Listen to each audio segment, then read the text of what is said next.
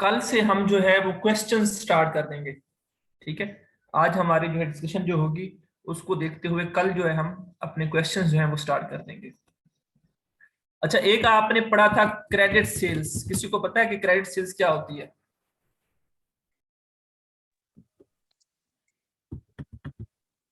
जी sir. क्या जो होती है? हम सामान दे देते हैं और पैसे हमें भी नहीं मिलते। हाँ, चीजें आप उधार के ऊपर सेल आउट कर देते हैं, चीजें जो है आप उधार के जी। ऊपर सेल आउट कर देते हैं। ठीक है, तो जब चीजें आप उधार पे सेल आउट कर देते हैं तो एंट्री क्या पास करते हैं?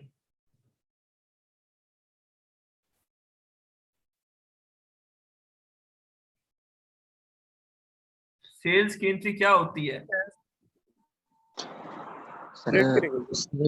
सर सेल्स अकाउंट को डेबिट करते हैं और जिसको हम चीजें सेल करते हैं उसको क्रेडिट करते हैं, उस बंदे को।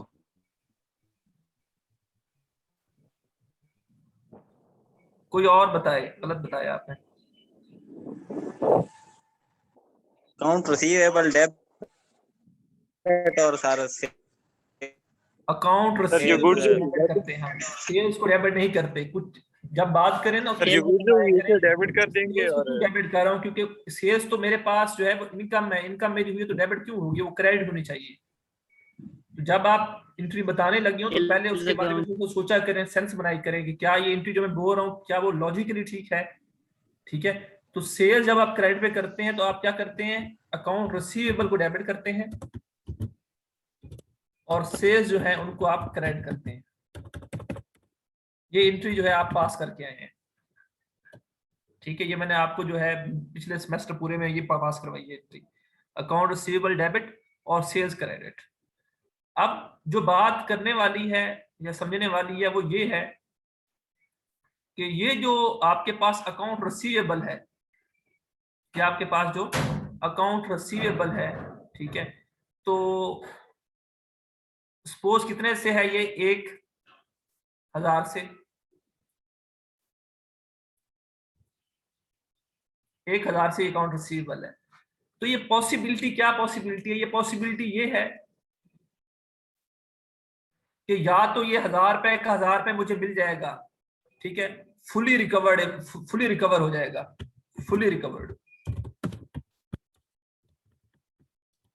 दूसरी पॉसिबिलिटी क्या है, दूसरी पॉसिबिलिटी ये है कि ये जो है पार्शली रिकवर्ड होगा।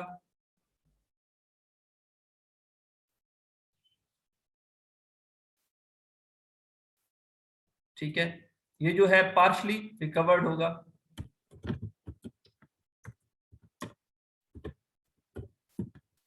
और तीसरी बात क्या है, कुछ भी रिकवर नहीं होगा, नथिंग विल बी। ये बैड डेट्स में चला जाएगा। मैं बात कर लेता हूँ, बताता हूँ आपको। तो कुछ भी जो है, नथिंग विल बी, ये विल बी है, कुछ भी रिकवर नहीं होगा। अगर आप फुल रिकवर कर लेते हैं तो ये तो बहुत अच्छी बात है, ये तो बहुत अच्छी बात है। लेकिन अगर आप फुल रिकवर नहीं करते, उसके ये खास स्पेसिफिक अमाउंट रिकवर करते हैं, तो इट मीन जो बाकी पैसे हैं वो आपके पास क्या है, वो आपके पास बैड डेट्स हैं। क्या है? Bad debts. तो बैड डेट्स क्या होंगे? बैड डेट्स वो डेट्स होंगे जो कि आप रिकवर नहीं कर सकेंगे, जो कि आप रिकवर नहीं कर सकेंगे, उन्हें आप बैड डेट्स कहेंगे। तो वो पार्शली अगर रिकवर नहीं करेंगे तब भी वो बैड डेट्स होंगे, और अगर कुछ भी रिकवर ना करें तो फिर सारे की सारी अमाउंट क्या हो जाएगी, वो भी आपके पास बैड डेट हो जाएगी। ठीक है, अगर आप पार्शली रिकवर कर लें तो आपके पास बैड डेट्स हैं, और अगर आप कुछ भी रिकवर न करें फिर भी आपके पास बैड डेट्स हैं। ठीक है, तो बैड डेट्स क्या हो सकते हैं कि जो आपने अमाउंट, जो जो आपने क्रेडिट सेल्स की हुई है, वहां से जो आपको रिकवरी होनी है वो पार्शली रिकवर ना हो, या उसमें से कुछ भी रिकवर ना हो, तो वो हम क्या कहेंगे कि हमारे पास क्या है, बैड डेट्स। ठीक है, ये हमारे पास क्या है, बैड डेट्स हैं। अब इस कंसेप्ट को, बैड डेट्स के कंसेप्ट को, किसी को आपको इशू है इसमें तो बता दें बेटा। अब मैं एक और कंसेप्ट भी इंट्रोड्यूस करवाने लगा हूं।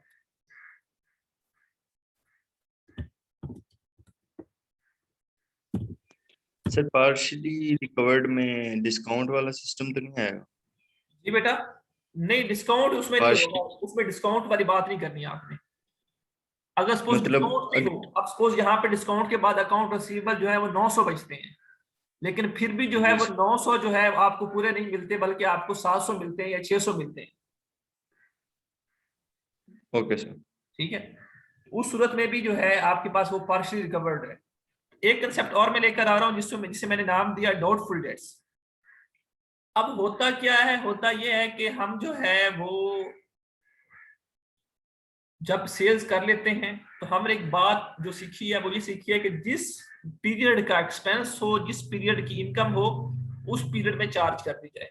अब आपने इस महीने सेल की, इस साल जो है वो सेल्स की, ठीक है, अब पैसे अभी आपने लेने हैं, उसकी डेट अभी नहीं आई, डेट कब आएगी, नेक्स्ट ईयर आएगी। सपोज आपने दिसंबर में सेल की और 3 महीने की आपने उसे टाइम दिया, तो अमाउंट कब रिकवर होनी है, दिसंबर में आप कर रहे हैं तो फेब में जाके कहीं अमाउंट रिकवर होगी, फेब के एंड पे। ठीक है, तो अब क्या है, अब आपको पता नहीं है कि वो पैसे मिलेंगे कि नहीं मिलेंगे, अभी आपको कंफर्म नहीं है, आपको डाउट है, आपको कंफर्म नहीं है, आपको डाउट है। लेकिन आपने ये भी पढ़ा होगा कि जिस टाइम का, जिस पीरियड का जो एक्सपेंस होगा उस पीरियड में हम चार्ज करेंगे। ठीक है, तो दोनों सिचुएशंस हैं कि एक तो ये आपके लिए इशू बना हुआ है कि भाई ये जो है मुझे पता ही नहीं है कि मेरा एक्सपेंस है या नहीं है, आप डाउट में हैं। और दूसरा क्या है कि अगर आप इसको भी छोड़ देते हैं, इसको आप काउंट नहीं करते, इसकी अकाउंटिंग एंट्री पास नहीं करते, और ये जो एक्सपेंस इनकर्ड हो जाता है नेक्स्ट पीरियड में, तो ये नेक्स्ट पीरियड की इनकम तो नहीं है, इनकम तो हम इस पीरियड में लिख रहे हैं, सेल्स तो हम इस पीरियड में लिख रहे हैं। ठीक है, तो एक्सपेंस हम क्यों अगले पीरियड में लेकर गए, एक्सपेंस क्यों हम अगले पीरियड में लेकर गए। तो आप क्या करते हैं, आप क्या करते हैं, आप एक और अकाउंट को इंट्रोड्यूस करवाते हैं जिसका क्या नाम है, डाउटफुल डेट्स। डाउटफुल डेट्स, मशकूक जो आपके कर्जदार हैं, मशकूक जो हैं, उनका आप नाम लिखते हो डाउटफुल डेट्स। ये मशकूक है, आपको लगता है कि भाई ये जो मैं सेल्स कर रहा हूं इसका 5% ऐसे लोग हैं जो कि मुझे पैसे नहीं देंगे, जो कि मुझे पैसे नहीं देंगे।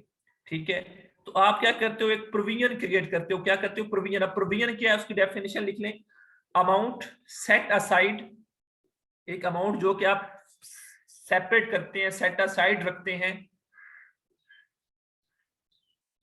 To compensate any future loss,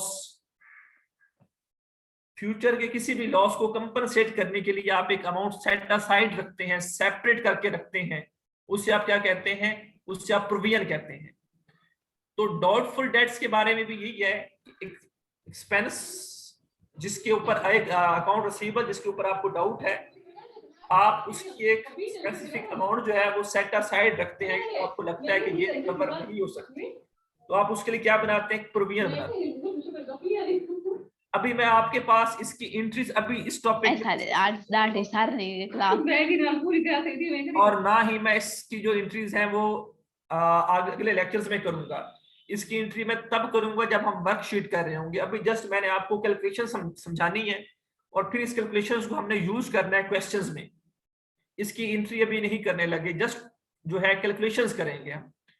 तो आपको, आपके पास अब कुछ चीजें हैं वो क्लियर होनी चाहिए, आपको क्या क्या चीज गिवन होगी। कुछ चीजें आपके पास ट्रायल बैलेंस में होंगी क्वेश्चन में, ठीक है, ट्रायल बैलेंस में कुछ चीजें गिवन होंगी, और कुछ चीजें जो है बेटा वो एडजस्टमेंट्स में गिवन होंगी।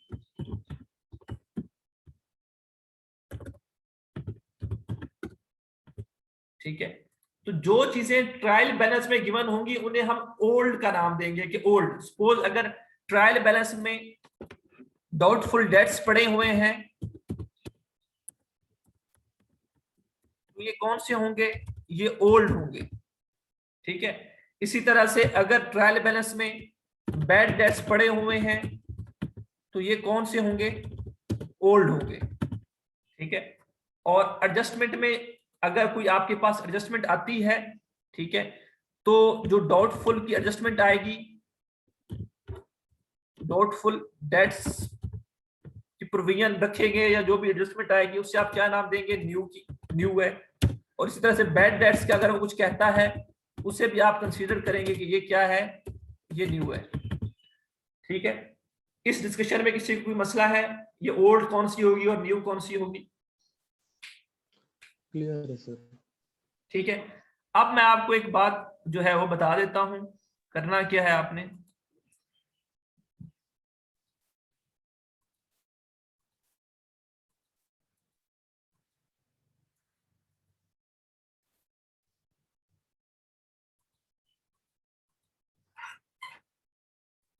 आपने करना क्या है, एक फार्मूला लिख लें, एक वर्किंग करनी है आपने इन प्रॉफिट एंड लॉस, जो प्रॉफिट एंड लॉस के लिए आपने वर्किंग करनी है।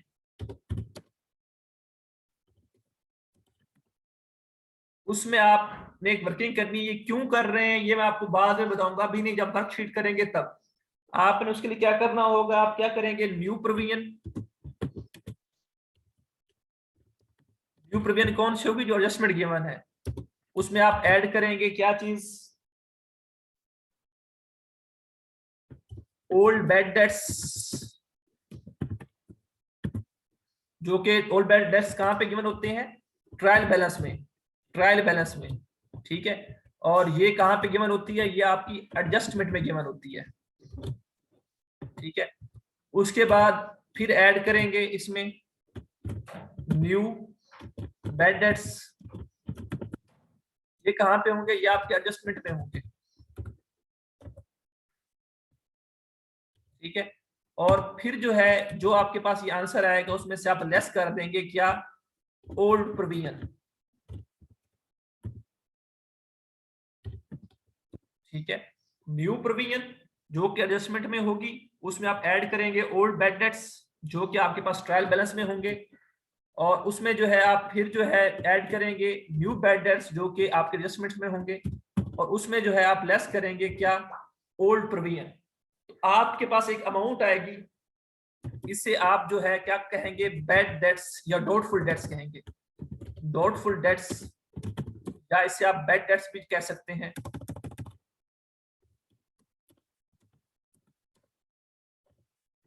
ये दोनों जो भी अमाउंट आएगी वो कहां पे जाएगी, ये वो अमाउंट जो है वो जाएगी आपके बैलेंस शीट, आपकी जो है प्रॉफिट एंड लॉस की डेबिट साइड पे, प्रॉफिट एंड लॉस की डेबिट साइड पे।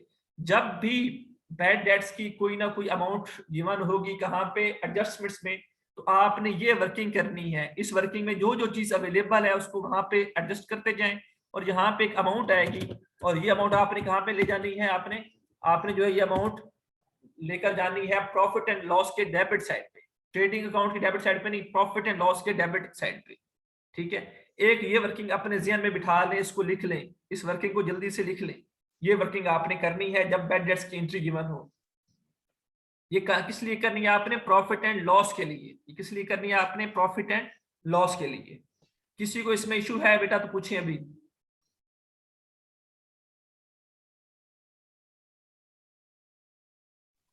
क्लियर है सर। एक और जो है बैड डेट्स के हवाले से एक और आपने जो है वो काम करना है, बैलेंस शीट में जो आपने एंट्री करनी है, वर्किंग करनी है उसके हवाले से। उसमें आपने क्या होगा, आपके पास अकाउंट रिसीवेबल या डेटर, जो भी अकाउंट गिवन हो वो गिवन होगा। उसमें से आपने लेस करना है क्या, उसमें से आपने लेस करनी है न्यू प्रोविजन और न्यू बैड डेट्स। ये दो चीजें आपने लेस करनी है, अगर हैं तो आपने फिर लेस करने के बाद फिर जो बैलेंस बचेगा वो आपने डेटर का लिखना है, वो आपने अकाउंट रिसीवेबल का लिखना है। किसी को इस डिस्कशन में मसला है तो बेटा पूछ सकते हैं। जब भी बैड डेट्स की एंट्री गिवन हो तो आपने ये दो वर्किंग्स करनी है। जो जो रेलिवेंट डाटा होगा उसको यूज करते हुए, एक ये प्रॉफिट एंड लॉस में यूज होगी और ये जो है बैलेंस शीट में यूज होगी। ये आपने जो है वो वर्किंग करनी है। उसके बाद जो अमाउंट आएंगी वो आपने लिख देनी है बैड डेट्स की और क्या कहते हैं, डेटर की। कोई मसला है बेटा तो पूछें। सर जी बेटा। सर जैसे कि आपने कहा है कि न्यू प्रोविजन होगा और फिर उसके बाद हम लोग मतलब ऐड करेंगे ओल्ड ओल्ड बैड डेट्स और न्यू। तो अगर हमारे पास कोई नहीं होंगी, मतलब गिवन नहीं होगी, जैसे कि ओल्ड बैड डेट्स या नहीं कोई गिवन है तो एक वहां नहीं पे जीरो गिवन लिख होगी तो। देंगे। Okay sir. Suppose new provision आपके पास 2000 है, न्यू ओल्ड बैड डेट्स 0 है तो जीरो जीरो लिखे, वहां पे नहीं है तो जीरो लिखें। न्यू बैड डेट्स भी 0 है, वो भी 0 लिख दें। ओल्ड प्रोविजन भी 0 है तो वो भी 0 लिख दें। तो आपके पास जो न्यू प्रोविजन का बैलेंस आएगा वही आपका यहाँ पे जाएगा। Okay sir. सर ये आपने ऊपर बैड डेट्स का बताया, ये प्रॉफिट एंड लॉस में डेबिट साइड पे जाएंगे? जी, बैड डेट्स आपके एक्सपेंस होते हैं और एक्सपेंस हमेशा डेबिट साइड पे जाते हैं। जी सर ठीक। ठीक है, यहां तक किसी को इशू है? ये खत्म कर दूं, मैं रेज कर दूं?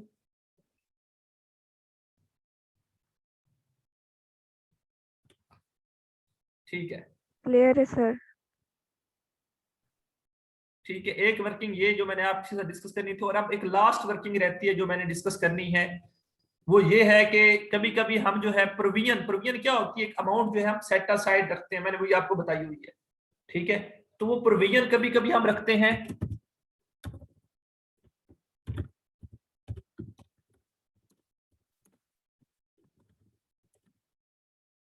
Provision for debtor. ये जब हमारे पास, अभी हमें ये नहीं पता कि वो बैड डेट्स हैं, डाउटफुल डेट्स हैं, उसको हम साइड पे रखें। प्रोविजन फॉर डेटर्स क्या होती है? हमें पता होता है कि जो हम सेल्स कर रहे हैं, जो कि हम जो है वो उधार पे चीजें जो है वो बेच रहे हैं, उनमें से सपोज मैं कहूँ कि मुझे शक है कि एक अमाउंट नहीं मिलेगी मुझे, वो कितनी नहीं मिलेगी? सपोज मैं कहता हूँ 2%। 2% किसका होगा? ऑफ डेटर्स का।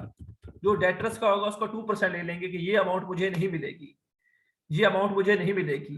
तो जब ऐसी कोई सिचुएशन आ जाती है तो तब मैं क्या करता हूं? तब मैं जो है एंट्री पास करूंगा। ठीक है, वो एंट्री कुछ हो रहे बल्कि इसकी कैलकुलेशंस पे आ जाए। अभी इसकी जो कैलकुलेशंस करूंगा तो वो मैंने क्या करना है, मैंने प्रॉफिट एंड लॉस अकाउंट से क्या करना है, उसमें से एक्सपेंस साइड पे जो है वो मैंने लिख देना है प्रोविजन। ठीक है, और जो भी होगा क्या होगा? 2% होगा बैड डेटर्स का, तो 2% ऑफ डेटर्स लेकर मैंने लिख देना है। ठीक है, 2% ऑफ डेटर लिखकर मैंने जो है इसको लिख देना है। और फिर एक मैंने और वर्किंग करनी है कहां पे? बैलेंस शीट में। उसके लिए मैं क्या करूंगा, मैंने जो मेरे पास अकाउंट रिसीवेबल होंगे उसमें से लेस कर दूंगा ये जो 2% प्रोविजन है। 2% जो है प्रोविजन है, 2% जो है वो प्रोविजन जो है वो मैंने लेस कर दूंगा इसमें से। तो ये दो वर्किंग्स करनी है अगर आपके पास प्रोविजन फॉर डेटर गिवन हो। प्रोविजन फॉर डेटर गिवन हो, आपने क्या करना है? प्रॉफिट एंड लॉस के डेबिट साइड पे एक्सपेंस प्रोविजन के नाम से 2% लेकर वहां पे लिख देना है, और फिर जो है अपने बैलेंस शीट में ये वर्किंग कर देनी है।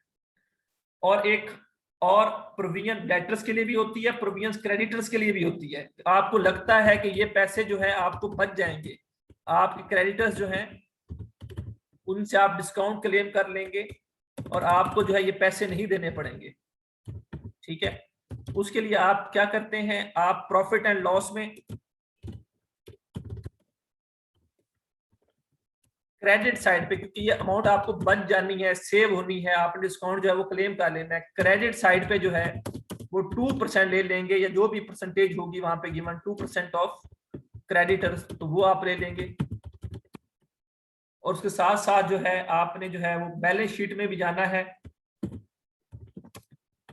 और वहां पे जो क्रेडिटर्स गिवन होंगे वहां से आपने लेस कर देना है 2% ऑफ क्रेडिटर्स। ठीक है, तो ये वर्किंग्स कुछ हैं। मैंने आपके साथ 3 वर्किंग्स डिस्कस की हैं। एक मैंने आपके साथ जो है वो बैड डेट्स के हवाले से वर्किंग डिस्कस की है, एक प्रोविजन फॉर डेटर्स के हवाले से, और प्रोविजन फॉर क्रेडिटर्स के हवाले से। ये 3 वर्किंग्स और वो जो 10-11 एंट्रीज हैं वो ये आप कर लें, आपका 50% सिलेबस मिड का कवर हो जाता है। आपने अब क्या करना होगा, यही एंट्रीज होंगी, आपने बार बार इसको यूज करना होगा क्वेश्चंस में, और क्वेश्चंस आपके होते जाएंगे। क्वेश्चन बिल्कुल सेम वैसे ही जो आपने पहले प्रॉफिट एंड लॉस वाले किए हुए ऑलरेडी आपने जो है वो पिछले सेमेस्टर में कर रखे हैं। क्वेश्चन सेम होंगे, बस ये एडजस्टमेंट्स होंगी, इनको हम यूज करेंगे। यूज कैसे करेंगे वो मैंने समझाना है कल के लेक्चर्स में। उनको हम यूज करेंगे और हमारे जो है क्वेश्चन जो है ऑटोमेटिकली जो है वो सॉल्व हो जाएंगे सारे, कोई मसला नहीं बनेगा। वो आपका जो है ये टॉपिक जो हम पढ़ रहे हैं एडजस्टमेंट्स वाला ये भी कवर हो जाएगा, इसके बाद फाइनेंशियल स्टेटमेंट्स वाला भी कवर हो जाएगा, उसके बाद वर्कशीट जो होगी उसका भी कुछ 70% कवर हो जाएगा आपका। जो मुश्किल काम है, जो मुश्किल बात है, वो ये एडजस्टमेंट्स और ये वर्किंग है। अगर आपने ये कर ली तो आपका जो है वो पेपर जो है वो मैं कहता हूँ काफी हद तक मोर देन 40 to 50% पेपर आपका सॉल्व हो जाएगा। और पेपर में ये चीजें मैं ज्यादा टेस्ट करूंगा। बहुत टाइम है, मैं रिकॉर्डिंग आपकी अपलोड कर दूंगा, आप जो है रिकॉर्डिंग सुने, बार बार समझें, जो इश्यूज आते हैं कल के लेक्चर में फिर पूछें। कल हम एक आध क्वेश्चन फुल फ्लेज कर लेंगे, बाकी आपके क्वेश्चन जो है वो मैं एंटरटेन करूंगा। जिन लोगों ने लेक्चर्स नहीं लिए प्रॉपरली उनके लिए भी बड़ी अपॉर्चुनिटी है कि वो अब लेक्चर्स अवेलेबल हैं यूट्यूब के ऊपर, ठीक है, वो लेक्चर सुने और जो इश्यूज आते हैं वो नोट करें, नेक्स्ट लेक्चर में मेरे साथ डिस्कस कर लें और अपना 50% पेपर जो है मिड का वो पक्का कर लें।